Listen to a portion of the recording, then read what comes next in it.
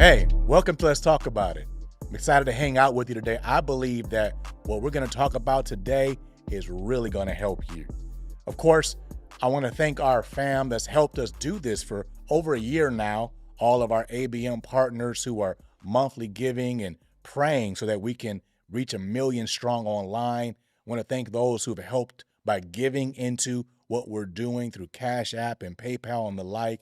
You are making a difference every month. We hear about people's lives being changed because of Let's Talk About It.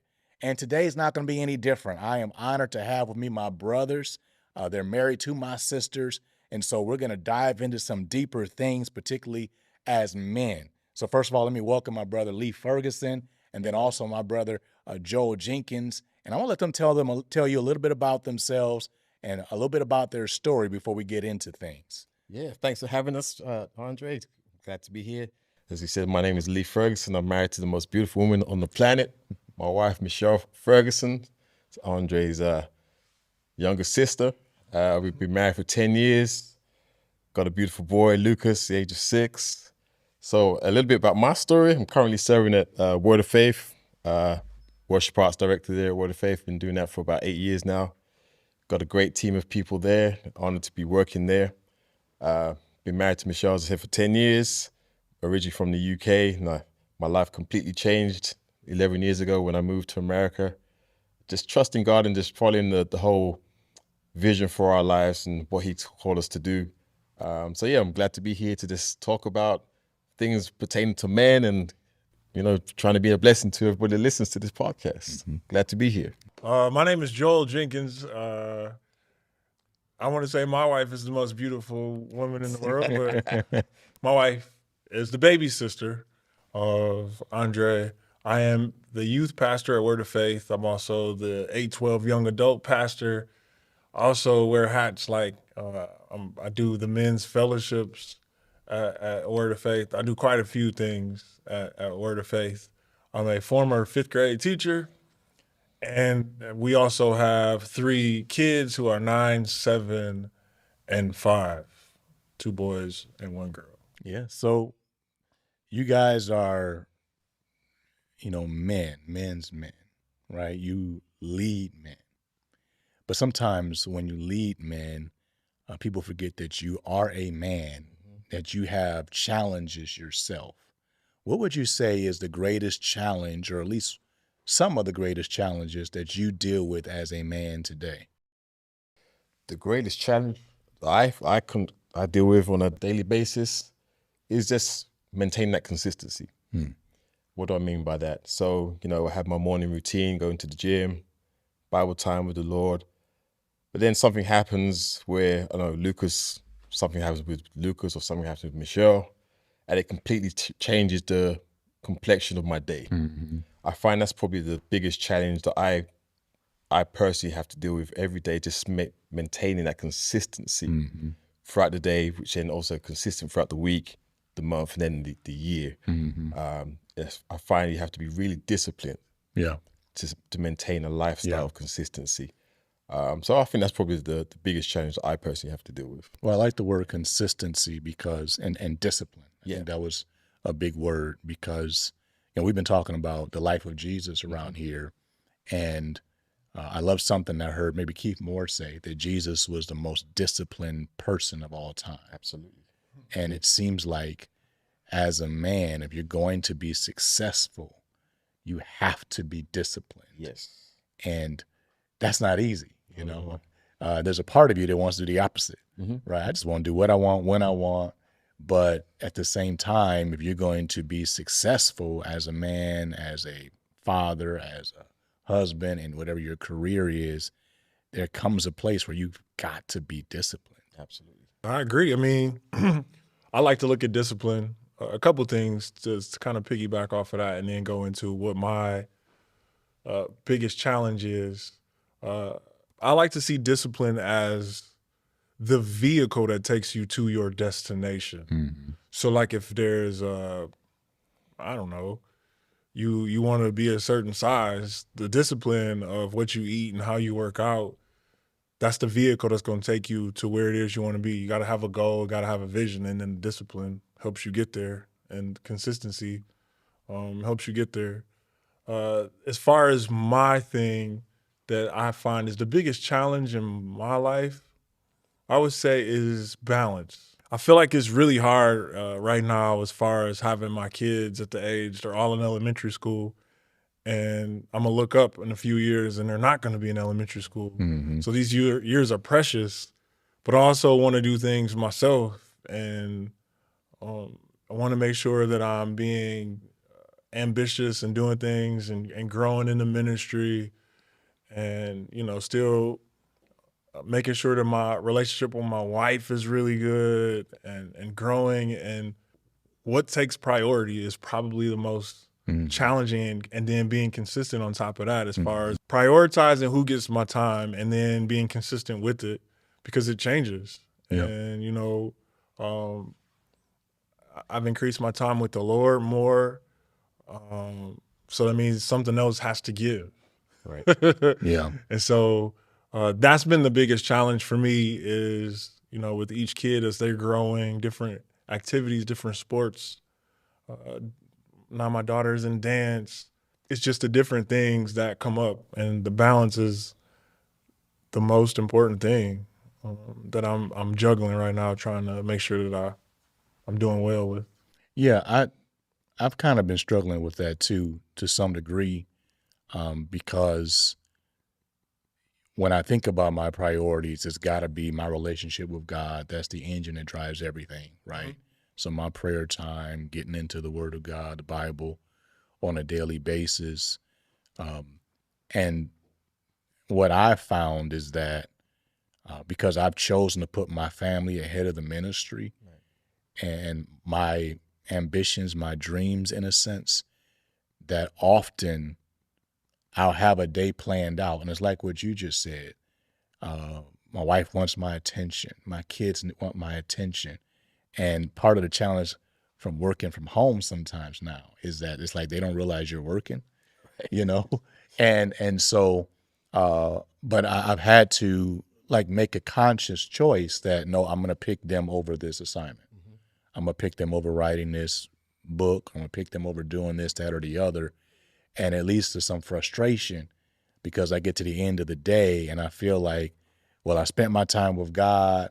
I spent my time with family, but man, all this is undone. Right. And you feel overwhelmed. And so it's something that I've still been struggling with and trying to maybe think that, hey, those are the most important things. So I've accomplished something today. And then some of these other things, maybe less is more. And I can't say I got it all figured out, but we're all ambitious. We all have dreams. We got things we're trying to figure out. And I guess I'm to the place where I'm having to just say, if I had 10 things I wanted to accomplish in regards to my dreams today, I need to be okay with accomplishing 2 because I did the most important stuff. But I don't know, that's kind of where I am. I mean, what do y'all think about that? Well, I can tell you one thing that literally changed my life was this book that I read called The Slight Edge. Now, the whole premise of this book is, as men, we have these massive goals, these massive dreams. Let's put some examples to this. Okay, by the end of this month, I'm going to make $20,000. You get to day 15, you've only made 500. So you forget that dream. You've lost the momentum because you haven't got the results that you were expecting. You have this massive dream ahead of you, but you don't know how to get to that dream, that destination. So the Slight Edge is this principle of literally one step at a time, one day at a time. So I want to lose 20 pounds. The first step is going to the gym. Right. The second step is changing my diet, as opposed to I'm going to lose 20 pounds in 30 days. Okay, but what are the daily practical steps to get to that end goal? Right. What are the daily practical steps to get to making $20,000 a month? What are the daily practical steps to starting my own business? What are the daily practical steps to having a successful marriage or spending more time with God? So what I found, instead of having these massive goals that are so far out there, what am I focusing on today? What is the steps I need to do to have a successful day? The successful day then becomes a successful week. Yeah. The successful week then becomes a successful Because you're stacking month. days. Stacking days. Yeah. Yeah. As opposed to just throwing out these massive goals and you never really achieve those goals because it is too big. I get that. I think with that too, also, you got to factor in the mindset. Slight Edge was a good book by Greg Olson, I think is the name of the author. Atomic Habits is another one that's kind of similar with James Clear. And mindset does matter as well. You know, again, me talking about balance. One thing that has helped me a lot is journaling. And not only just journaling, but seeing myself as someone. So if I'm someone who's trying to be fit, I have to see myself as someone who is fit. Right. You got to have a vision. Yeah. Vision Of that. board kind of thing. Yeah. Correct. So if you see yourself as one who is, you want to be better with money, you have to see yourself as someone who is good with money. And so for me, there was a time, I want to say probably sometime last year, I was having a challenge with like one of my kids and was just like, man, I feel like stuff isn't going the way I thought it would. And I was talking it out with my wife and what came out was, you know, but I'm a good father. And the mindset that I am actually a good father helped me to understand that this is just a temporary situation. Maybe we had a disagreement, maybe we bumped heads, but it's not a reflection of if I'm a good dad or not, if he takes out the trash or make the bed or I only ask you to brush your teeth one time instead of 7 or whatever it is, I'm still a good dad. And so it's not conditional. And so I had to see myself as a good father. So if I see myself as a good father, I'm a good father who makes good decisions in regards to my children. And so it just helped me to make better decisions, set up better boundaries, things of that nature. And that transforms, I feel like, into anything. If you see yourself as a great leader, you'll make great decisions. And so it helps when you have the right mindset, because some days you want to go to the gym and it's rougher. And so, but if you got the mindset like, yo, I'm a person who works out, it helps. It just, you know what, I'm a person who's always fit, so I take the stairs instead of the elevator. It's just like your mindset helps bridge the gap when things don't line up all the time of what you may expect to see. Well, it reminds me of the story of Gideon, right? Where God said to him, you know, you're a mighty man of valor. And Gideon's like, who? Right. You know, where? And he hadn't done anything yet. He was the least of the least, but God saw a mighty man of valor. And when he finally agreed with God, he became a mighty man of valor, right? So it really is Abraham, same thing. God's looking at the father of many nations, and he wasn't even a father yet. Right. Yep. So I think some of it is just agreeing with God. Like, okay, this is how you made me. All right, that's what you're telling me. Then okay, then that's what I am. Right. And then acting that out. So I think that's really good. I think that's really important. As married men, you know, we are tasked with sacrificing, right? Our job is to meet the needs of our spouse, meet the needs of our kids, put everybody ahead of us. But that doesn't mean we don't have needs. I have needs. Right. So here's a question that I think might help not just the guys, but even the ladies watching today. What does a married man need from his wife? I can tell you what I need. And then if that helps, you know, if I share what I personally need. Okay, what do I look for in my marriage? It's not about respect. It's about being heard. What do I mean by that? So if I've come home and I haven't had a good day, it takes me a minute to kind of process what I'm first feeling for it to make sense to Michelle. Yeah. She's been around me long enough to know that, okay, Lee needs some time to kind of think things through. And then when the time comes, I then start to explain to her what I'm feeling. the worst thing Michelle could do in that moment is, I haven't got time, or Lucas is doing something else. Yeah. I'll deal with you later. Yeah. Michelle knows that, okay, when I need to get something off my heart or something to my mind, she stops what she's doing. Mm-hmm. For me, that's everything. That's stronger than sex. That's stronger than money. The fact that she takes the time to allow me to express what I'm feeling in that moment and listen. Yeah. She may not understand everything that I'm trying to process or explain, but she knows that, hey, I'm trying to get something off my heart, off my chest, and she's going to stop what she's doing and walk with me in that journey. Yeah. For me, that is everything. Yeah, I get you. I can't agree that that's stronger than sex, but that makes great sense. Right. That's what I'm trying to say. No, for me, it's number one. It's sex, no. But no, that's a good point. I hear what you're saying. I think that's a respect thing too, though, isn't it? I mean, that's part of it. It's something that we both. It didn't happen overnight, as you can fully understand. But we're in a place now in our relationship where we both understand each other when it comes to communication, and then having that strong communication outworks in other areas.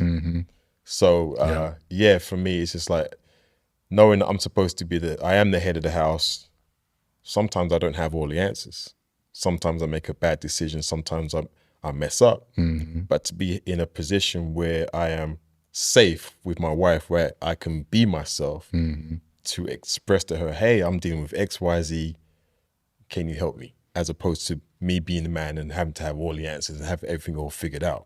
Yeah. You know? Well, Proverbs 31 says about her that the heart of her husband safely trusts in her. There it is. Right. And I think that's underestimated. You think about the Proverbs 31 woman, you don't think about that.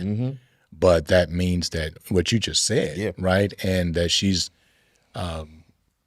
you can trust her with what's on your heart. Right. Right. And you can also trust that she's not going to make your life a living hell. Right. Bible talks about so many times the contentious wife, and it's better to live on a rooftop or in a desert than with that type of woman, because you can't trust in her. Your heart, you can't rest at home. Right. Right. But you have that. You can go home and know that she's going to give you moments, give you time, and that she's going to listen and respect what you have to say. Yeah. That's good. It is. Man, that trust is major. If there's one place you need to be able to have peace, it's in your house. Man. Yeah. Like out of all the world is, man, as a man, it is not easy. But if there's one place you should be able to go and unwind, it should be home. And trust is a big one. And I feel like a lot of girls don't know that. A lot of guys want a girl to be able to. You can give your heart to her. Right. Man, that ain't easy. Right. Because we tough. Right. And a good sign of trust is being able to be fully exposed. In Genesis it talks about they were naked and unashamed. Why is that in there? They were naked and unashamed because they were fully exposed. Like, yo, you can see my phone. I can see your phone. Right. You go ahead and scroll through everything. You know all my passwords. Right. And when you can be like, yo, I need help with this, or I'm not good with money, or I don't think that I'm that great of an entrepreneur, or I don't think I'm that great of a provider. I'm working on it. I didn't have to be able to express that to your wife, and her to be able to protect that means a lot. Yeah. And like what Lee said, he wants to be heard. It's funny that he said he wants to be heard because I feel like I want to be seen. So it's interesting that you said that. Like, I want to be seen. Like, do you see I'm doing these dishes right now? You know what I'm saying? Yeah. You see I've been working out these push-ups before I go to bed. You see I've been running. Like my stomach is not is a little tighter than it used to be. Or you see this haircut. Like, I want you to see me. And whether it's I need validation or whatever, it does help when I feel like I'm being seen. And Christina does it. She'll tell me like, man, you're a good dad. And sometimes I need to hear it. I'm just gonna be 100. Like, yo, I appreciate it because I don't see it. and I need the reinforcement that I am a good dad. And so it means a lot to be seen. Like, yo, I saw that, you tired and the kids woke you up, and then you had to take one to the doctor, and then the car needed to be fixed or something, and you took it, and I know you were tired, but I appreciate it. Yo, that means the absolute world to me. And you talk about like good sex and all the rest of that. Well, being seen when I feel like you see me, there it is. You like, balls, man. yeah, man. Like, cause I feel like, yo, it's for something. Yeah. It's appreciation. Yeah. Yeah. A lot of guys just don't have it. Mm-hmm. Yeah, I get that. It's funny because you want to be heard, you want to be seen. I want to be loved, right? You know, there's a part of us, I think, and surely of me, that needs to feel wanted. Mm-hmm. Do you know? You can start to feel used, Right? where you are taking care of the kids, you're taking care of the wife, you're taking care of everything. But, you know, you still want your wife to look at you and want you. Yep. You don't want to have to chase her for her to be affectionate. You don't want to have to chase her for her to praise you. You don't want to have to chase her for her to want to sleep with you. Right. Or when she sleeps with you, you don't want her head in 500 different directions, you know, thinking about everything but, or let's get this over with. You don't want that. You want, at least I can say for me, you want to feel wanted, right? And so I think that's a major need, I think, for a lot of guys. Is what typically happens, particularly when there's kids involved, is that the kids get all the attention, right, and they get all the love, and the dad is like, well, you know, you help me, and it's like, okay, I'm happy we're helping you, but you know, I need your love. Right? I need you to want me to be a part of your life as well, just like you did before. And I know that's easier said than done. And there are definitely ladies that would argue, you know, what about this, that, and the other? But it's what guys have to do it. It goes back to the balance issue. I think every guy is looking for that validation. Yeah. They may not admit it or they may not articulate it, but I think every man in the environment of a marriage is looking for that validation. Yeah. Like I said, I want to be heard. Joe wants to be seen. You want to be loved. That's all like validation from your partners. Yep. That's good. You know? And one thing I had to learn with Michelle is, you know, I have my prayer time. I know how to hear from the Holy Spirit. And it would almost disregard her ability to hear from the Holy Spirit. Yeah. So I'm doing my thing, you know, business, whatever, and I'm making these bad decisions and choices, but I will be stuck in my own head. Mm-hmm. Michelle then will come with a completely different perspective. And I had to trust her perspective and knowing that she hears from the Holy Spirit. And when I learned to hear her, it would help me make better decisions and choices. So I think that's a thing most men have to realize too, is that they have to trust their wives, knowing that they can hear from the Holy Spirit just as much as we can. Yeah. And we don't always have the final say or have all the right answers. Yeah. I think that's why the Bible calls our wives the helpmeet. Yeah. That's not a lower position. We need help. Right. You know? Right. It's a fact. No, I do. Right. Yeah. So for me, that's what I had to learn, especially my relationship with Michelle. Is like, hey, she hears from God and you need to listen to her. Right. Because the Holy Spirit speaks through her many times in my relationship. It's funny because you mentioned that men wanting validation, but actually the things we just said are what women want too.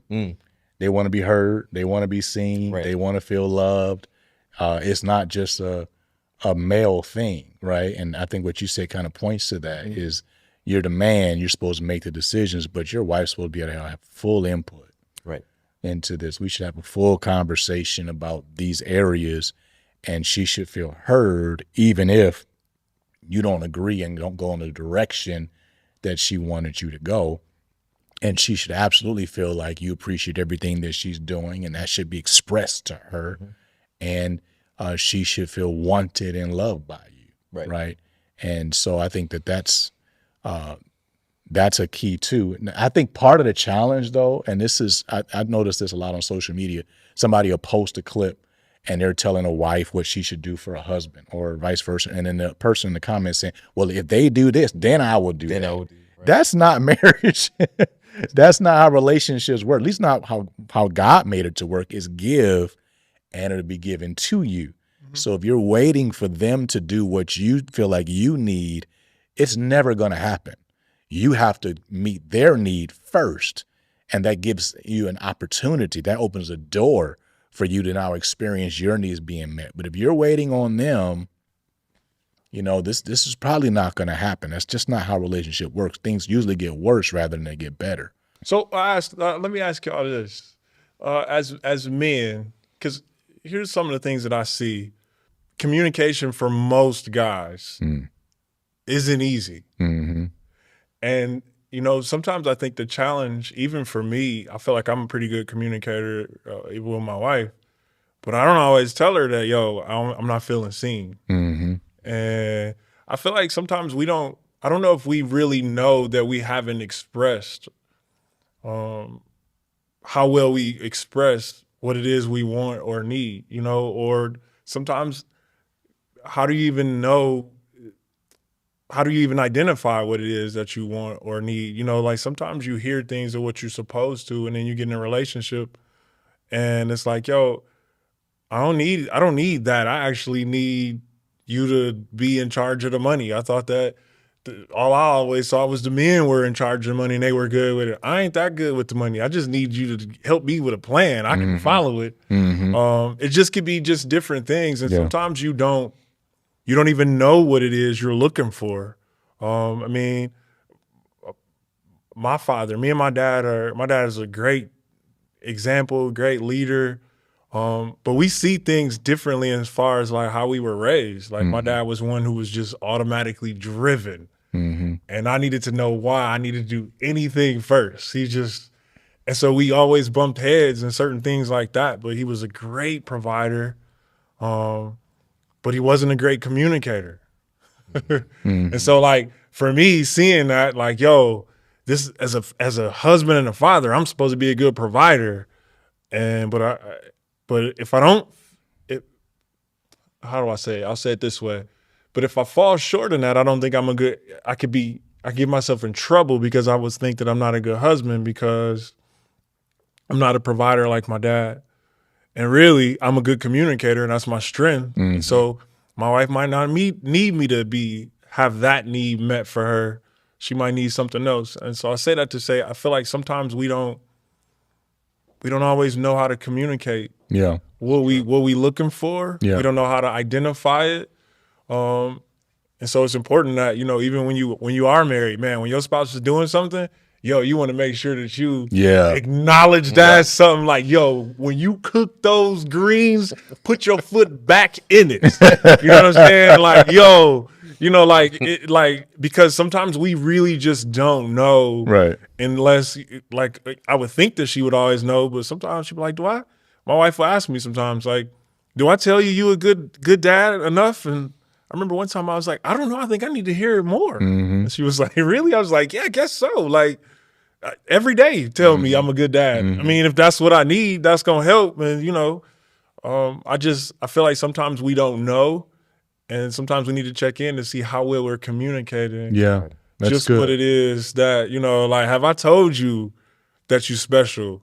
Or have I told you, like, yo, I really enjoy when you wear that when we go out. You know what I'm saying? Like, yo, you wear that, yo, we ain't got to go out. You know what I'm saying? We can just stay in. So that part, I feel like as far as with men, sometimes we don't share and we learn. Like even hearing Lee say, I want to be heard. And I was like, yo, I don't know if I need to be heard. I want to be seen. You know, like sometimes, you know, as men, we don't open up and connect with others. And sometimes you just learn from that. You know, where two or three are gathered together. Yeah. Jesus is right there in the middle. So yeah. You got to learn, first of all, you got to learn your spouse. Yeah. Right? You know, he wants to be heard. He wants to be seen. I want to feel wanted. Right. But I also love what you're saying. You got to praise what you are getting. You know, when they do it right. Yep. You got to praise. Yeah. You got to be like, make a big deal out of it. Yeah, that's how you get what you want, right? It's just by praising it rather than always pointing out what you're not getting. Correct. So I totally agree with you. It's tough for us to communicate. There's a pride factor. Oh, yeah. There's a fear factor. For sure. But you must communicate. You must. It's just not, it's one of those things where as a man, it's like you got to work. You have to communicate. I don't see how you can have a successful relationship without strong communication. I mean, it literally opens up the door for so many things to go wrong in your relationship, not even just with what the enemy can potentially do, just between you and your spouse.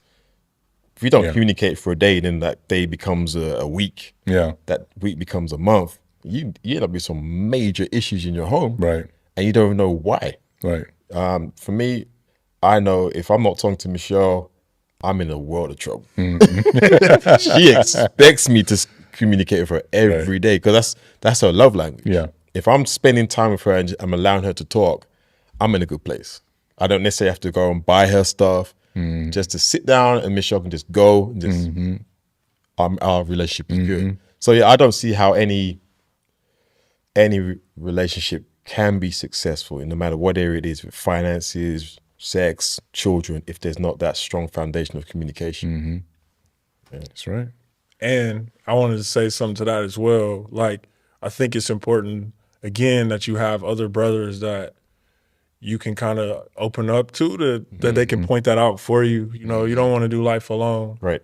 And so sometimes you don't even know that you just, like he said, you don't know how, he doesn't know how you could have any successful relationship with communicating, which is true. And so sometimes you might need somebody else to point out, Right. hey man, you ain't really communicating real well with your girl. Like, you don't think so, bro? She should understand. And you like, man, That's not how that works. Right. Right. So I think, I think it's so important that you have somebody else to connect with, as far as like you have a crew, you have your tribe, or, your small group, your team you're serving with, but you want to have like-minded people around you, good godly counsel, that could also help you, because sometimes it's good to have a good perspective, an outside perspective. But thank you guys for hanging out with us today. I know this helped you. We really could have kept going. There's so much to talk about here.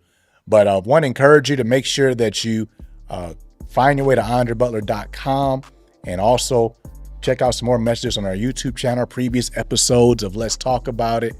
Thank you for those who are giving to help us do this on Cashapp and PayPal and the like. And thank you most of all to our partners, because you're helping us reach 1 million strong. We'll see you next month, and know that God has a future for you.